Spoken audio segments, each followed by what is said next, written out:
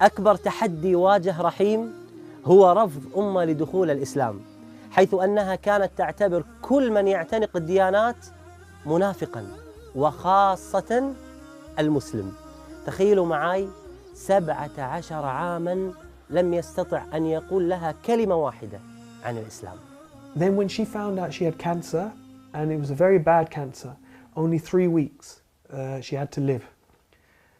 For the first time, her heart softened towards Islam, just a little bit. But it was, wallahi, it was a miracle, because it was step by step by step. But the key thing, one of the key things, was she called me one day when she was very close to dying. She called me and she said, look, I don't want to be buried. I want to be cremated. So I said to her, no problem. But I said, tell me this, if you're cremated, who's going to do it? She stopped, she said to me, well, what's the alternative?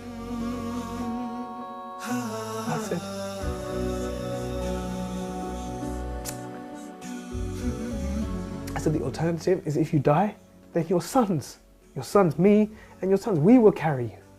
No one else will see you.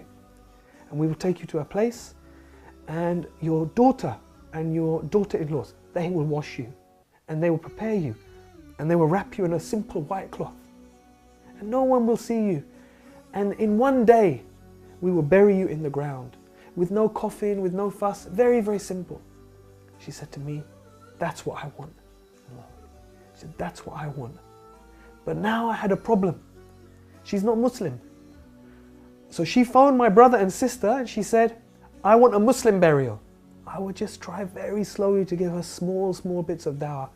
If there is a creator, do you think maybe he sent messengers? Do you think maybe he sent people as guides? And one day she said, yes, I believe that. So Sheikh, for me, I was happy. For me, I was happy. She believes in a creator, she believes in messengers. I thought, inshallah, I have an excuse. I can make dua for her. I can say to the imam, inshallah, we bury her as Muslim. But my son, he was then 14 years old. He said, it's not enough.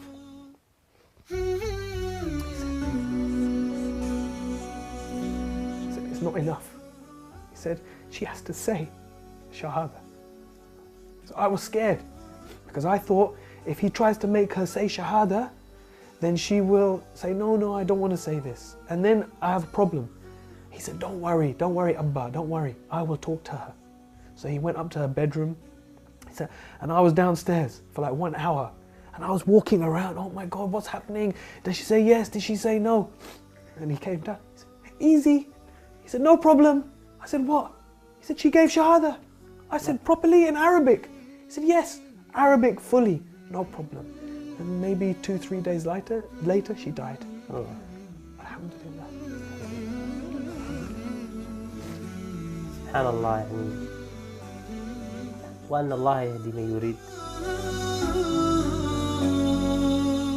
كم عشت والتفريط عادة ما ذقت في الدنيا سعادة حتى اهتديت إلى العبادة يا راحتي لما اهتديت.